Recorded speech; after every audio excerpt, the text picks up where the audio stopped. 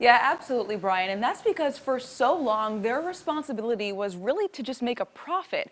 And while that's still a top priority, we are starting to see days of big corporations sitting on the sidelines, simply not wanting to get involved, slowly be dragged into it.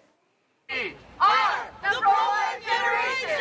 People have no problem making their opinions known. Now corporations are joining the conversation. Corporations have had to wrestle with the issue of corporate social responsibility really going back decades. Companies like Yelp, Uber, Lyft, and Apple are pushing back on abortion bans. That certainly has potential upside to the company in terms of customers and employees who would favor that position, but there's also a downside. UNC Charlotte economics professor Ted Amato says there are two opposing views to how corporations should approach political issues. One is to stay out of politics altogether and avoid polarizing topics. The other is that corporations are to use their power for good. Recently, I think stakeholders have wanted corporations to support not just sort of broadly supported social issues, but they've also wanted them to start taking some stands that had political ramifications. We saw that recently with Disney. In March, Florida lawmakers banned discussions of sexual orientation in public schools.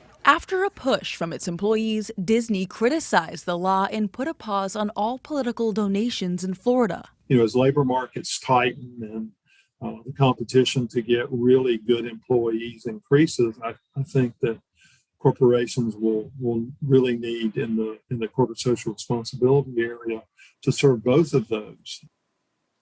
Now, Yelp, Amazon, and Levi's are just a few of the companies that said they would cover expenses for employees who need to travel out of state for abortion treatments. And other big corporations say they will also help staff relocate if the state that they're in right now has tight restrictions.